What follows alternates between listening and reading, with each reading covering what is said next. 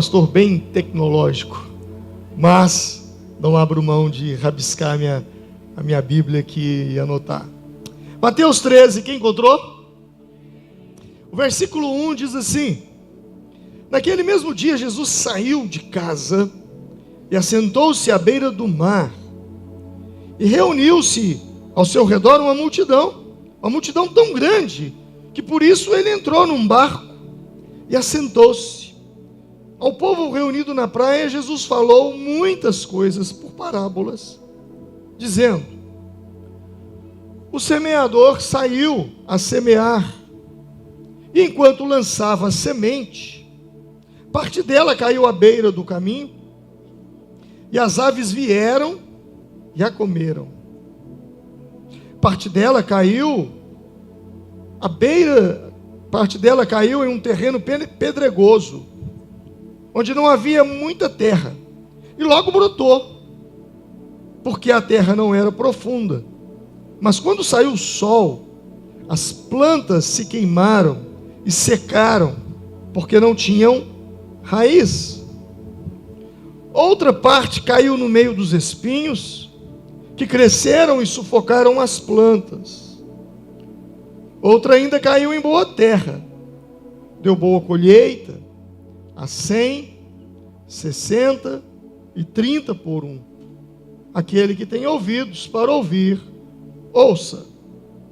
Versículo 18.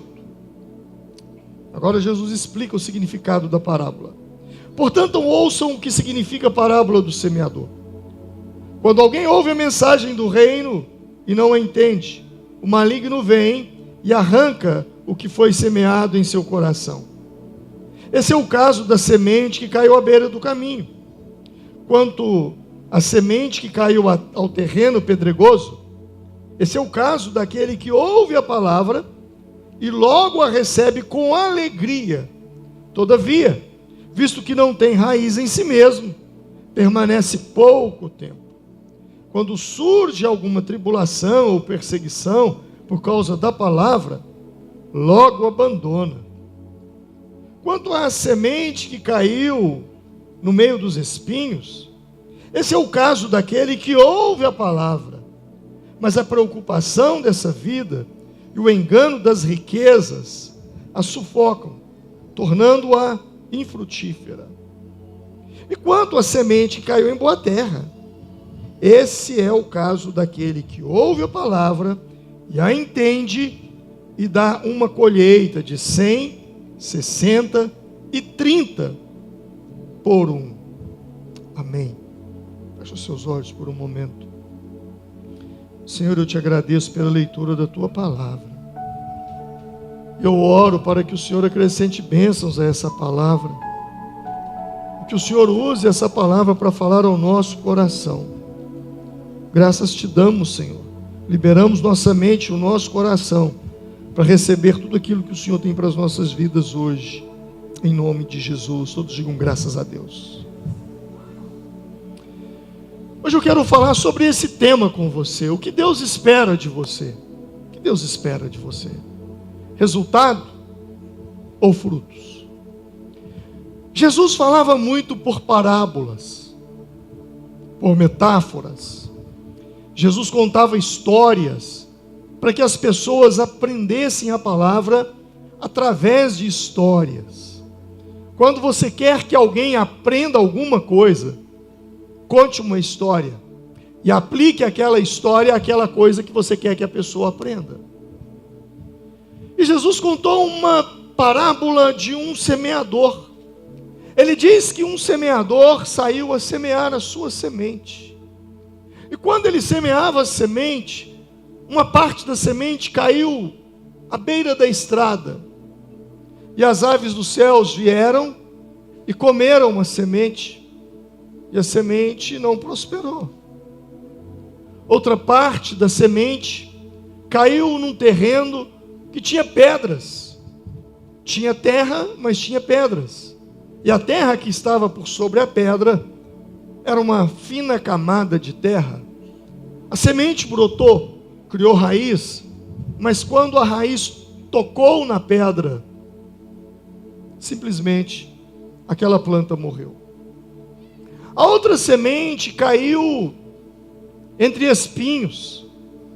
Ela nasceu, cresceu, mas ela foi sufocada pelos espinhos, pelo mato, assim chamamos, que estava em volta daquela semente. E ela não prosperou. Ela morreu. Mas uma outra semente caiu em uma terra boa. E nessa terra boa, ela produziu.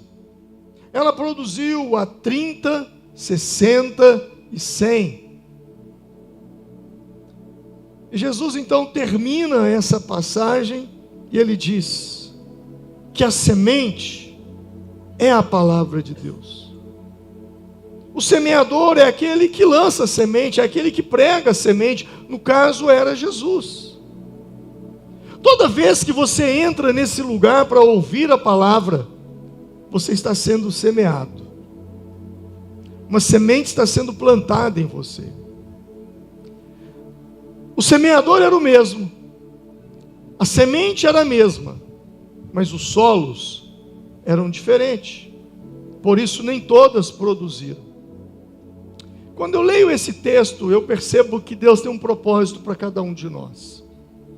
E o desejo de Deus é que eu e você vivamos uma vida que frutifique, uma vida que dê fruto, uma vida frutífera, uma vida com um propósito. Mas alguns, por algumas razões, eles não conseguem viver uma vida frutífera. Eles não conseguem desfrutar de uma paz interior, uma paz que excede todo o entendimento.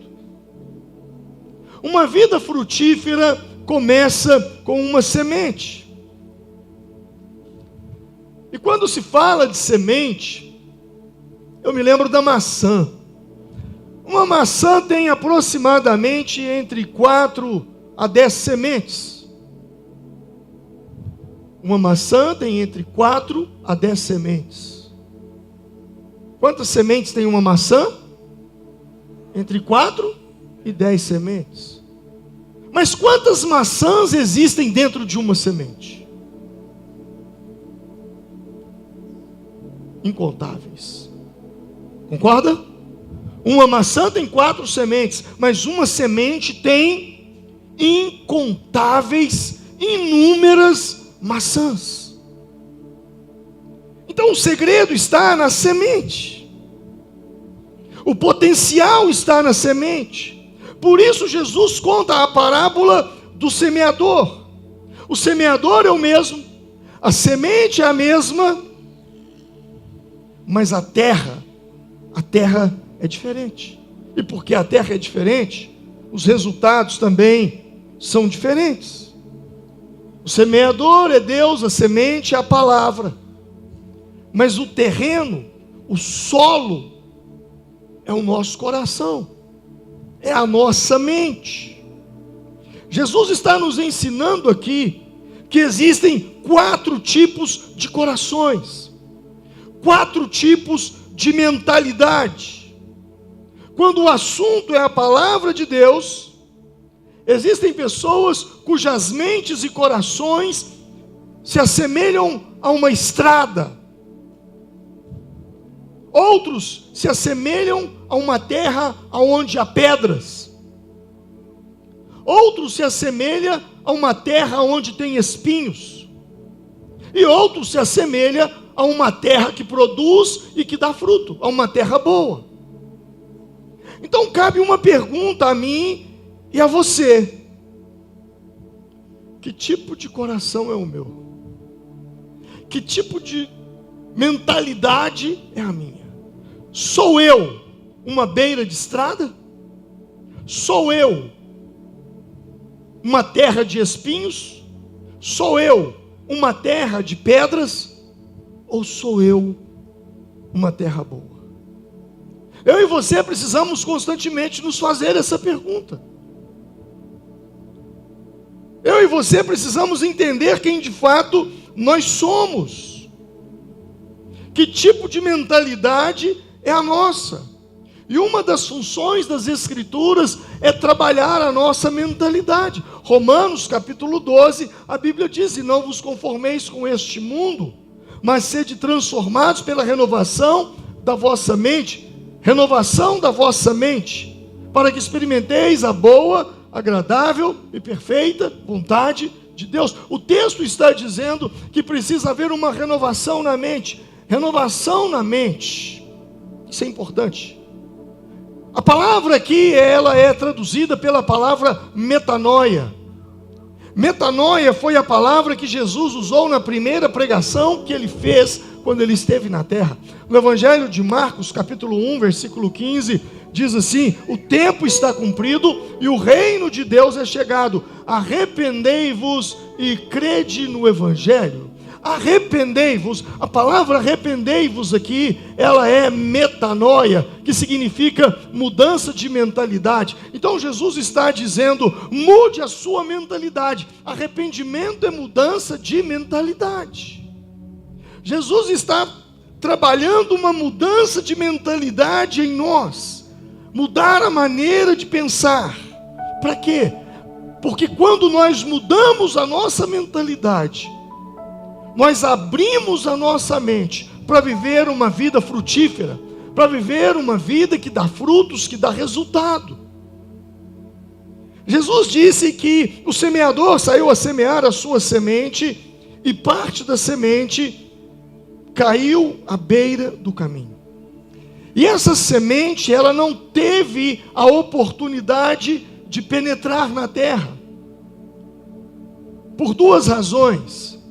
A primeira, porque a terra do caminho, a terra da estrada, é uma terra dura, é uma terra abatida, e é uma terra dura por quê? Porque é uma terra pisada. E como é uma terra pisada, a semente não prosperou. E então vieram as aves do céu e comeram aquela semente. Jesus está nos ensinando algo aqui. Ele diz então que as aves dos céus, depois ele explica, é o diabo que vem e rouba a semente. Mas eu quero me deter no fato da semente não conseguir penetrar no solo. Pessoas que têm uma mente parecida com beira de caminho, é uma mente que foi pisada. Uma mente pisada é uma mente fechada, é um solo endurecido. Endurecido por quê? Por causa de experiências que ela teve no passado. Toda pessoa que teve uma experiência ruim na vida no passado, a tendência dela é se armar diante de coisas novas. A tendência dessa pessoa que teve uma experiência ruim no passado é ter uma mente bloqueada, bloqueios mentais, provocados por traumas de experiências negativas. Por isso que é uma terra batida, é uma terra pisada. Pessoas que foram pisadas, feridas no passado, elas criam barreiras emocionais, barreiras espirituais, e elas evitam de todas as formas confiar em alguém novamente. Você tem uma semente, você tem uma solução, você leva para aquela pessoa, mas a mente dela ainda está focada no passado. E por mais que você tente ajudá-la, na mente dela, ela diz: vai ser uma experiência negativa novamente. Essa pessoa quer me enganar. Eu já fui traído, essa pessoa quer me trair. Ela sempre volta ao passado. Por quê? Porque o seu solo é um solo pisado por experiências negativas, então ela se fecha. Pessoas com a mentalidade fechada, elas já decidiram: não vai dar certo. É isso que elas dizem. E então elas não se abrem para a palavra de Deus. Elas não abrem a mente, o coração para receber uma palavra. E a palavra-chave aqui é: quando alguém ouve a palavra do reino e não a entende, vem o maligno e arrebata o que foi semeado no seu coração. Esse é o que foi semeado à beira do caminho. A palavra diz que não entende. A maior estratégia do inimigo para com você é que você não entenda a palavra de Deus. Porque quando você não entende a palavra, você não se abre para uma transformação. A sua mente está bloqueada. Mas Jesus falou também de uma outra semente, ou melhor, de um outro terreno, daquele solo que era um solo pedregoso, aonde a semente caiu, encontrou uma camada fina de terra, e as raízes começaram a crescer, mas logo tocaram na pedra, e ela parou de crescer, e ela não conseguiu mais crescer. E Jesus então aqui, ele diz o seguinte, ele fala dessa semente que caiu entre pedras, mas ela não produziu raízes, porque as raízes não eram profundas. Primeiro solo, que é a terra da estrada, fala de pessoas que não dão oportunidade da semente brotar e crescer. Gente que você leva a palavra de Deus e eles não dão ouvidos para você. Eles não querem te ouvir, eles não querem saber de Deus. Mas existem pessoas que ouvem a palavra de Deus e até se interessam. E o texto diz que a semente cai no seu solo, mas não cria raiz. Por quê? Porque é muito superficial. O que Jesus está nos ensinando aqui? É que pessoas que não têm raízes profundas, pessoas que têm uma mente superficial, elas não vão durar muito. E quando vêm as provações, quando vêm os desafios da vida, quando vêm os obstáculos da vida, essa pessoa desiste. Na primeira crítica, ela não quer saber mais. No primeiro desafio da fé, ela não quer saber mais. No primeiro mau exemplo que ela vê, ela desiste. Você conhece gente assim? Desistiu porque viu um mau exemplo. Desistiu porque foi criticado. Desistiu porque as pessoas ao seu redor começaram a debochar. Agora você está ouvindo a palavra de Deus, é assim. Agora você também está indo lá naquela igreja. Agora você está ouvindo o evangelho. E aí se você não tem raízes profundas, você desiste. Você para por ali. E Jesus está nos alertando a não ter uma vida superficial. O texto diz, no versículo de número 20, que essas pessoas, aquele que foi semeado em pedregais, é o que ouve a palavra e logo a recebe com alegria. Diga comigo, alegria. O texto está dizendo como é que ele recebe a palavra, com o quê? Com alegria. E o que é uma alegria, se não uma emoção? Alegria é emoção. Alegria é uma emoção passageira. Quando surgem as críticas, quando surgem as dificuldades, quando surgem os maus exemplos, elas desanimam e elas desistem. Por quê? Porque a sua fé é frágil, porque elas não desenvolveram raízes profundas, elas não têm raízes espirituais, e se não tem raiz profunda, não há firmeza diante das adversidades. O texto diz que elas recebeu com alegria. No primeiro momento, quando você olha para esse texto, olha, bacana, recebeu com alegria, é legal. Mas uma coisa é receber com alegria, outra coisa é receber com fé. O texto não diz que elas receberam com fé. O texto diz que elas receberam com quê? Alegria. Existe uma diferença entre alegria e fé. Alegria é uma emoção, fé é uma convicção. Quem entendeu, diga amém. Alegria é uma emoção. Eu recebi a palavra, mas eu recebi com tanta fé. Fé é o quê? Convicção. Essa pessoa vai permanecer. Mas aquele que recebe com alegria, mas não recebe com convicção, ela não vai permanecer muito tempo. Por quê? Porque se a base da sua fé é apenas emoção, qualquer crise pode fazer duvidar de Deus. Raízes fala de maturidade espiritual, e maturidade espiritual começa quando nós aprendemos a confiar em Deus, mesmo quando nós não entendemos os porquês da vida. Quando você tem fé, a sua vida não é baseada em emoção. A sua fé não é baseada em emoção.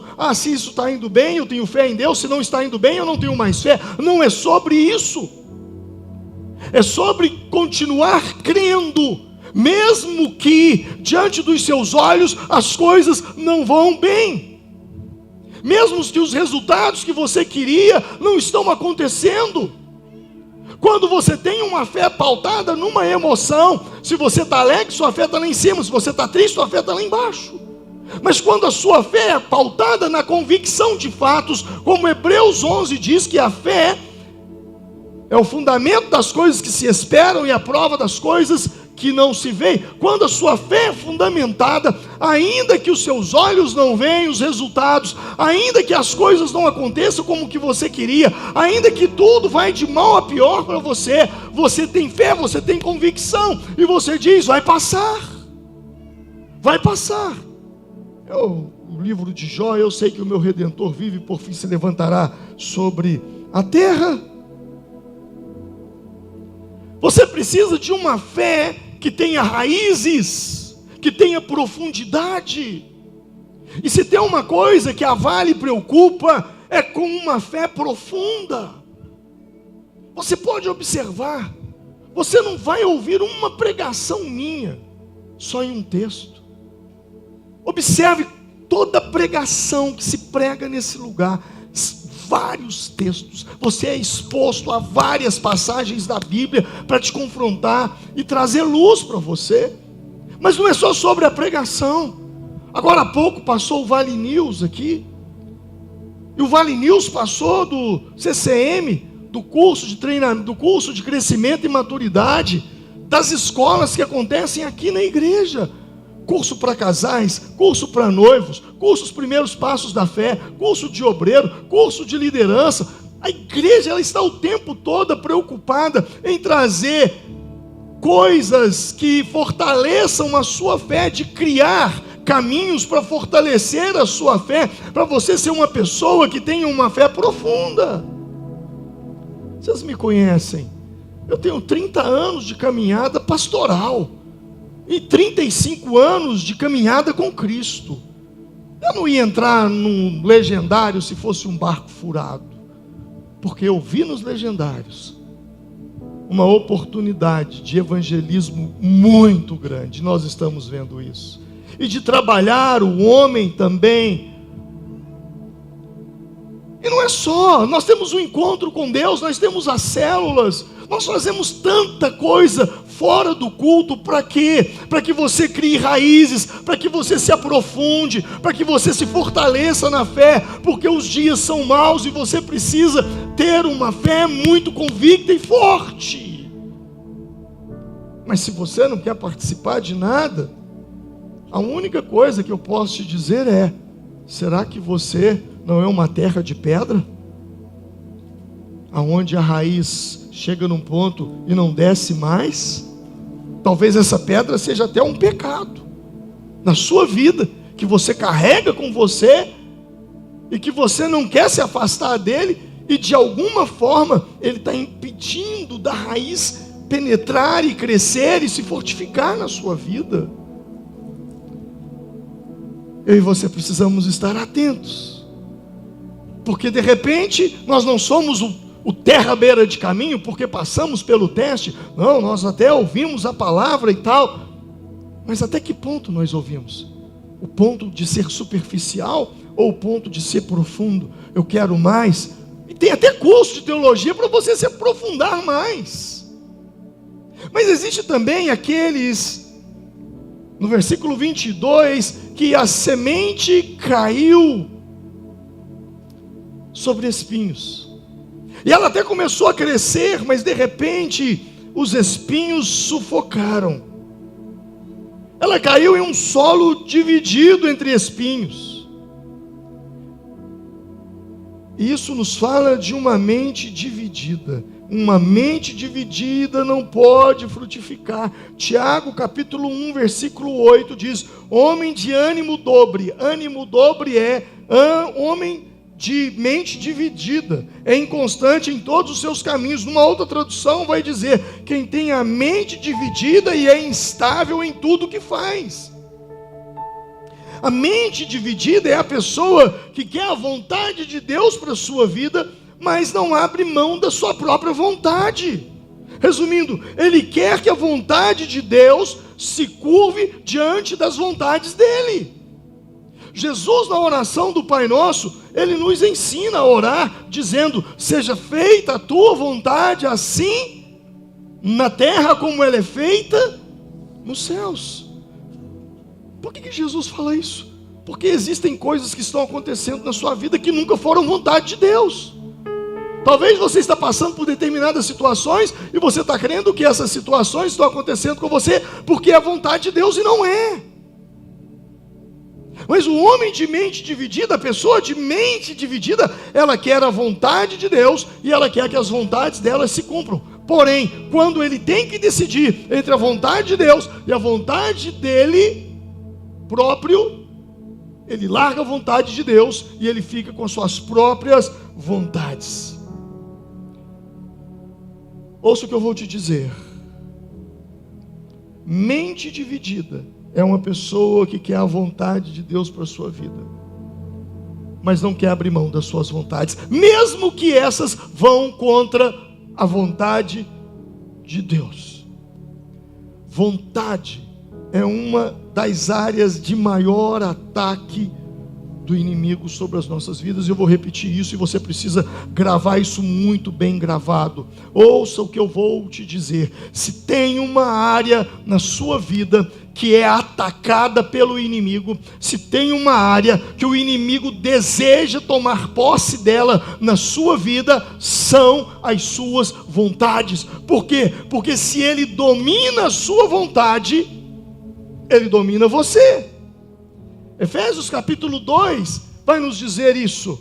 Ele vos vivificou, está falando de Cristo, ele nos vivificou, estando vós quem? Nós, mortos em ofensas e pecados, e que andastes outrora, segundo o curso deste mundo, segundo o príncipe da potestade do ar, do espírito que agora opera nos filhos da desobediência, entre os quais também todos nós andávamos outrora nos desejos da nossa carne, fazendo o quê? O quê? A vontade da carne e dos pensamentos, e éramos por natureza filhos da ira, como também de outros. Olha, o texto está dizendo que quando nós não tínhamos Deus na nossa vida, quando nós não tínhamos entregado a nossa vida para o Senhor, nós andávamos segundo as vontades da nossa carne. Mas uma vez que nós entregamos a nossa vida para Cristo, já não vivo eu, mas Cristo vive em mim. A vida que agora vivo, a vivo no Filho de Deus. Não é sobre a minha vontade, é sobre a vontade de Deus em mim. Então eu tenho que entender, existe uma guerra, existe uma luta, existe uma batalha para dominar a sua vontade.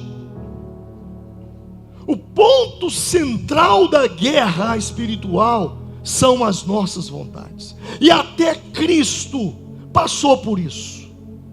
Quando ele estava no jardim do Getsemane, ele estava já pronto, momentos antes de ir para a sua prisão e a sua crucificação. Ele chama os discípulos, ele vai com eles para o jardim, e ali então ele se retira e ele faz uma oração. E você lembra que oração foi essa?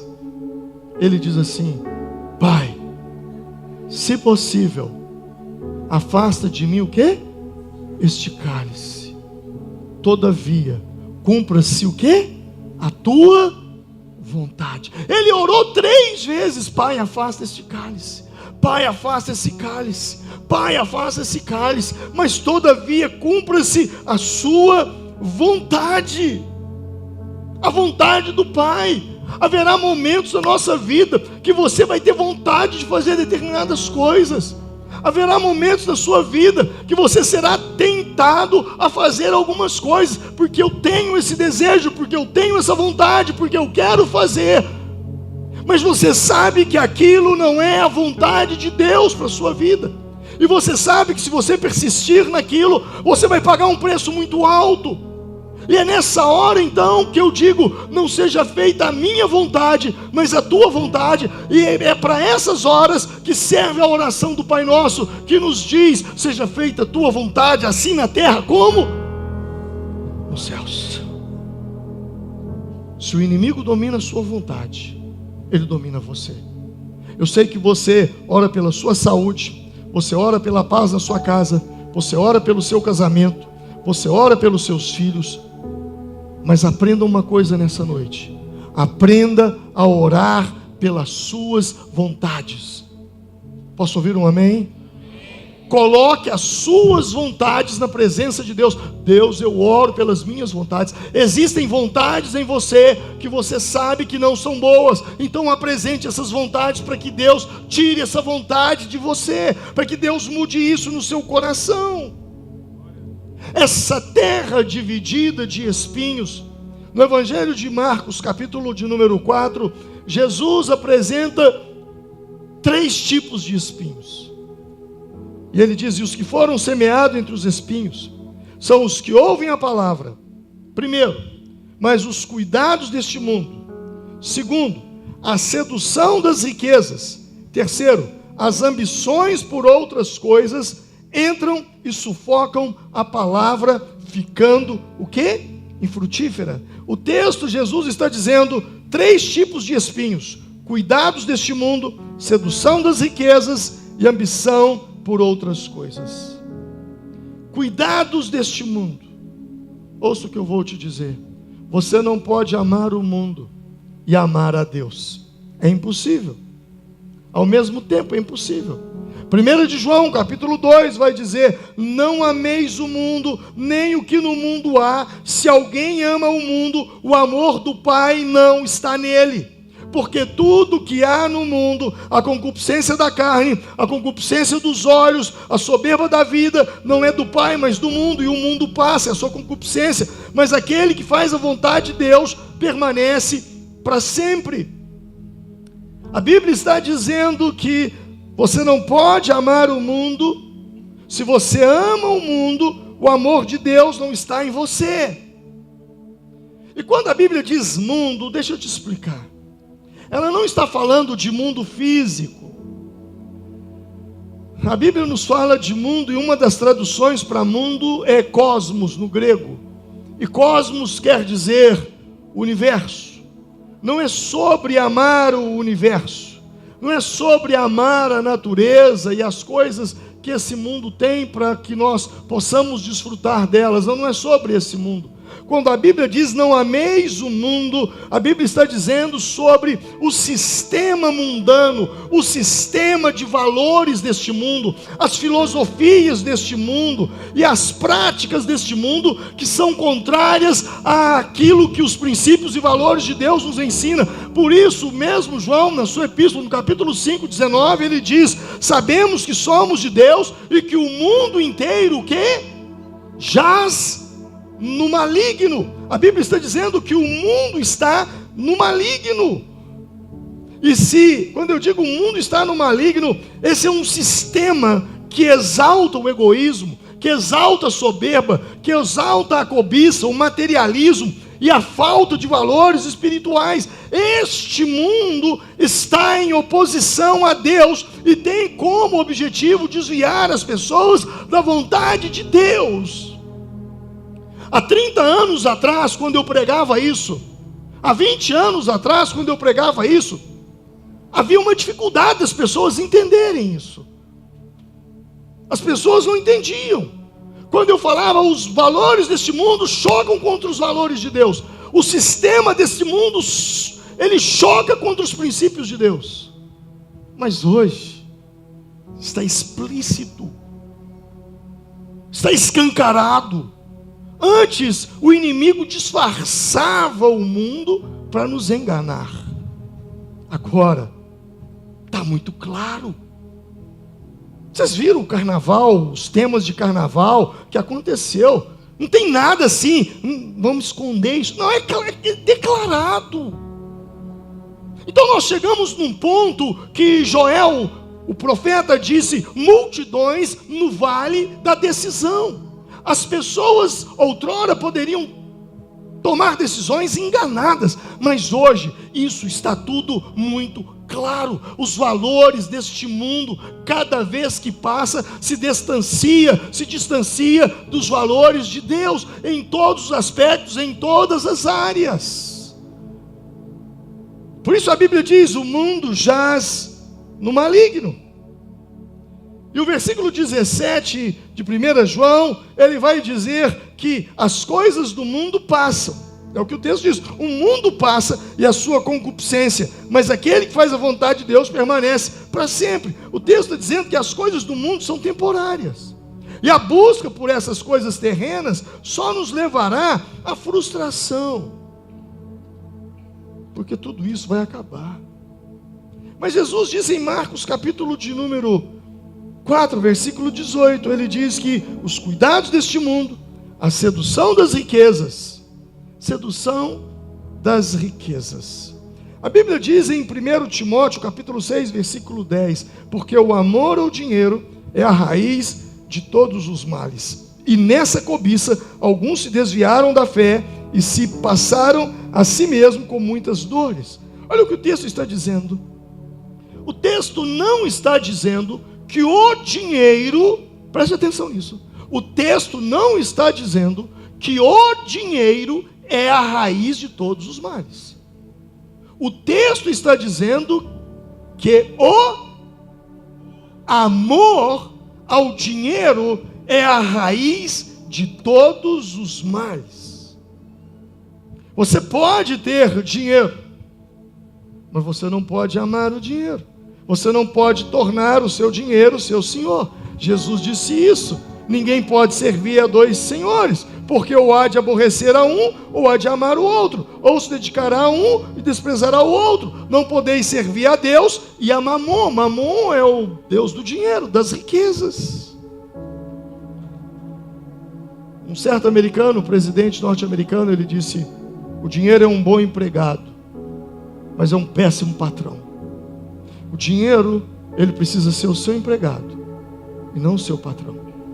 O dinheiro precisa ser o seu escravo e não o seu senhor, o seu dono. Se colocarmos o dinheiro em uma posição de controle na nossa vida, ele nos afastará do propósito de Deus e nos tornará escravo de desejos. E aí uma outra passagem na Bíblia que diz assim: aquele que ama o dinheiro, dele nunca, você lembra o texto? Nunca se fartará, porque todo tanto que você tem será pouco. Você pode comprar tudo o que você quiser, tudo. Você pode ganhar milhões e milhões, você pode ter a casa dos seus sonhos, você pode ter o carro dos seus sonhos, você pode ter a empresa dos seus sonhos, você pode ter o barco dos seus sonhos, você pode ter o avião dos seus sonhos. Mas quando você vê um avião diferente, um barco diferente, uma casa diferente, você não dá valor naquilo que você tem, você vai querer aquilo que o outro tem. Por isso eu digo, dinheiro é um bom empregado, mas é um péssimo patrão. Ele não pode governar sobre a sua vida. E Jesus disse em Marcos, ele falou sobre os cuidados deste mundo, a sedução das riquezas e a ambição por outras coisas. Diga comigo: ambição por outras coisas. O que é isso? Quando eu tinha 19 para 20 anos de idade, eu apenas era um líder de jovem na igreja, eu era um obreiro da igreja. E eu tinha um pastor, meu pastor, que me discipulou, o pastor Cizenando. Um dia ele me chamou no quarto dele e disse: eu preciso ter uma conversa com você. Eu tinha apenas 19 anos, eu era um garoto. E ele disse: Deus vai fazer algo muito grande na sua vida. Muito grande. Deus vai colocar algo muito poderoso nas suas mãos. E você vai crescer muito. Eu olhei para ele e falei: ele deve estar enganado, porque eu tenho 19 anos, eu sou da Lajinha. Não sou de uma família nobre da cidade, sou da Lajinha, não vai acontecer comigo isso. Deve estar enganado. Ele disse: Deus vai fazer. Você é apenas um garoto, mas eu te vi mais velho, te vi com um blazer e te vi falando para multidões. Agora ouça o que eu vou te dizer.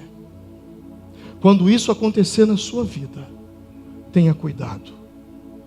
Existem 3 barras que são perigosas e você precisa tomar cuidado com elas. A barra do ouro, a barra da fama e a barra da saia. Se você se enveredar por uma dessas 3, você vai cair. Eu nunca mais me esqueci, eu tinha 19 anos. Barra do ouro, barra da fama e barra da saia.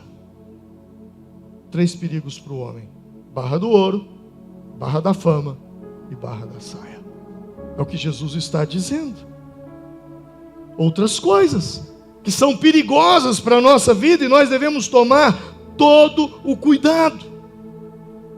Todo o cuidado. O grande desafio é aprender a ter uma ambição saudável, que se alinha com o propósito de Deus para a sua vida. E Jesus nos ensinou isso em Mateus capítulo 6, versículo 33. Mas buscar em primeiro lugar o reino de Deus e a sua justiça, e todas essas coisas vos serão acrescentadas. Quando a prioridade é o reino de Deus, nossas ambições começam a servir a um propósito divino, e as bênçãos materiais se tornam apenas parte do que Deus tem para nós, para cumprir a missão e o propósito dele na vida de cada um de nós.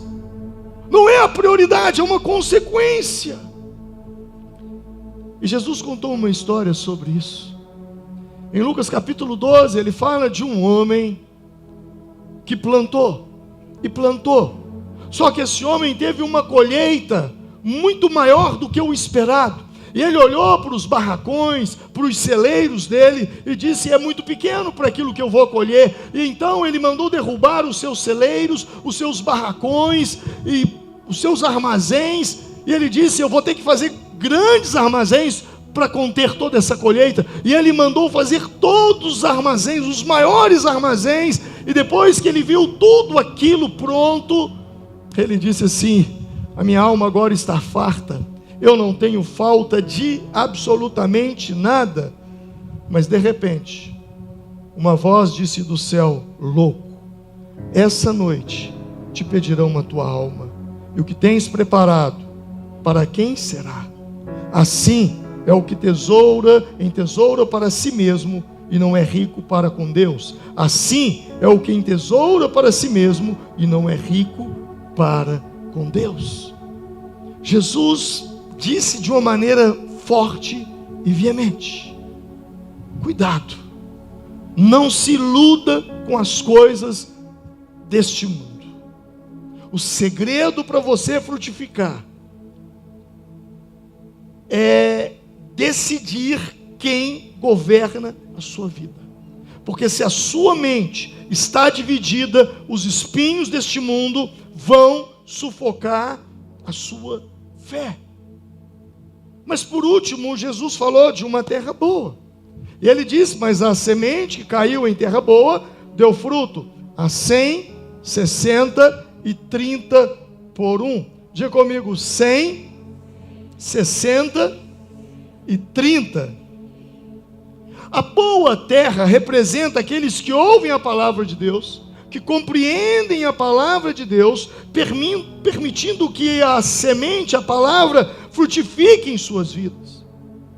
Agora, uma coisa precisa ficar claro: o fato de a semente cair em boa terra não garante que tudo em nossa vida será 100% perfeito. Uma semente produziu quanto? 30, 60 e 100. 30, 60 e 100. Semente produziu 30, a outra produziu 60, a outra produziu 100. Não seremos 100% em tudo, mas nós teremos maturidade para lidar com 100% em tudo. Existe um versículo que ele é muito poderoso, e as pessoas o conhecem de cor e salteado, que é Filipenses 4:13. O que diz lá?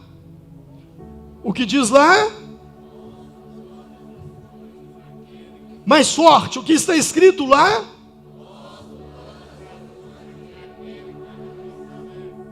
Posso todas as coisas naquele que me fortalece. Mas quem pode todas as coisas naquele que fortalece? É preciso ler os versículos anteriores.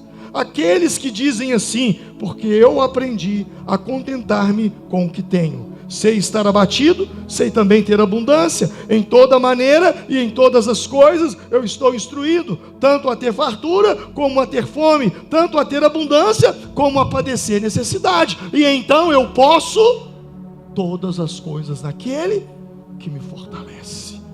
Não é sobre triunfalismo. Aceitei a Jesus, minha vida mudou, agora eu sou um Superman, agora eu não tenho mais problemas, agora eu não tenho mais dificuldades. Não, a semente de terra boa, ela produz 30, ela produz 60. A semente de terra boa, ela passa por situações de estar abatido, mas ela passa por situações de estar em abundância. Ela passa por situações de ter fartura, mas ela também passa por situações de ter fome. Ele sabe ter abundância, mas ele também sabe padecer o quê? Necessidade. É por isso que muitos não conseguem prosperar, porque na Bíblia deles só existem fartura, abundância, enquanto na Bíblia diz que você vai ter fartura, mas você vai passar necessidade. Você vai ter abundância, mas terá momentos que você passa por situações de crise e até ter fome.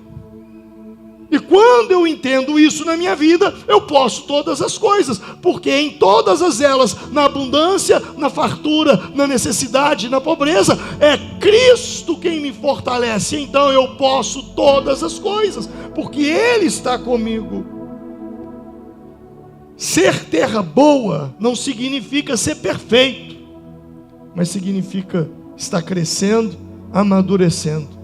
É saber que mesmo estando em uma terra boa, você estará sujeito às estações da vida.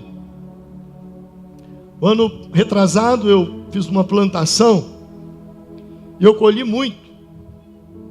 Eu colhi mais de 30 toneladas na terra que eu plantei. O ano passado eu plantei a mesma terra, coloquei a mesma semente, o mesmo adubo, fiz tudo. Mas deu um sol que eu não estava prevendo. E eu perdi aproximadamente, deixei de colher 20 toneladas. Colhi 20 toneladas a menos. E esse ano eu virei para minha esposa e falei: não vamos plantar. E ela disse assim: então faz uma rocinha de milho, só para a gente ter um milho para pamonha, para fazer um mingau e comer uma espiga de milho. Tudo bem, então vamos plantar. Plantei uma hortinha, uns 500 metros quadrados.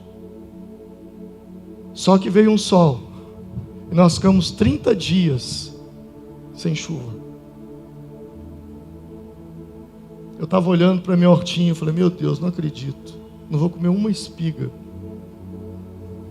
A terra é boa, eu adubei, eu fiz de tudo, mas a estação não ajudou. A vida é assim. Às vezes você vai fazer de tudo certo, mas você não vai ter o resultado que você queria. Quando você não tem o resultado que você quer, você diz: posso todas as coisas naquele que me fortalece. A vida é sobre estação. Eclesiastes capítulo 3, versículo 1 diz: há tempo para todas as coisas. Há tempo para todas as coisas. Hoje, o seu vizinho pode estar rindo e você chorando. Mas mesmo no choro, nós podemos produzir frutos. Porque a terra boa é aquela que permanece frutificando. A terra boa, ela não se compara à estação do outro, porque ela entende que cada pessoa passa por um processo único de amadurecimento, e está tudo bem. Tem gente cantando e gente chorando. Eu me lembro quando fui ordenado a pastor, eu passei por um concílio e colocaram ali, eu tinha 22, 23 anos de idade, e pastores experientes, e me colocaram para ser sabatinado. Eu me lembro que um fez uma pergunta para mim e disse assim: me conta uma coisa, se num dia de sábado você tiver que fazer um velório às 3 da tarde e um casamento às 5 da tarde, como é que você vai se comportar? Eu me lembrei de uma passagem bíblica que diz assim: chorai com os que choram e alegrai com os que se alegram. Haverá momentos em que pessoas do seu lado estarão sorrindo e você estará chorando, e está tudo bem, porque a vida é sobre isso. A vida é sobre estação, a vida é sobre permanecer frutificando. E muitas pessoas não compreendem isso e sofrem. Por que elas sofrem? Porque elas confundem resultado com fruto. Diga comigo: resultado não é fruto. Esse é um grande erro na vida cristã, confundir resultado com fruto.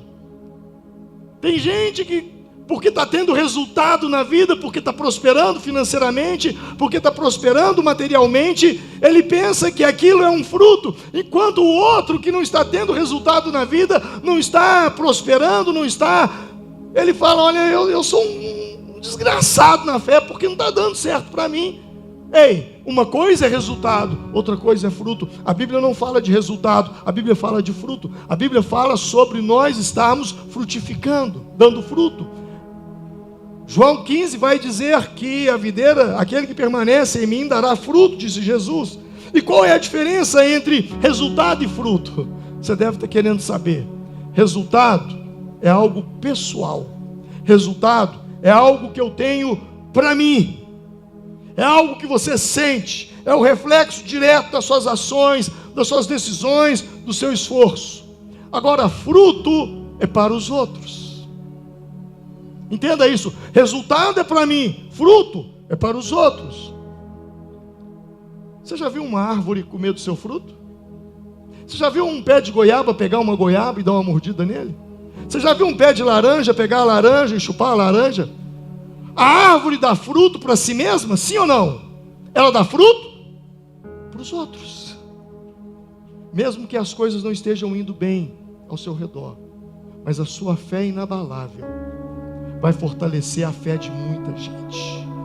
Muita gente vai olhar para você e diz: olha, eu não entendo, as coisas para aquele amigo meu não estão indo bem, mas ele continua numa fé, ele continua tão firme, alicerçado em Deus. Por quê? Porque aquele que dá fruto, ele sabe que o choro pode durar uma noite, mas a alegria vem pelo amanhecer. Hoje as coisas não estão bem, mas amanhã tudo pode mudar na sua vida. Então permaneça firme, siga firme, porque o Senhor é contigo, e no final Ele se levantará sobre a sua vida. Se coloque de pé.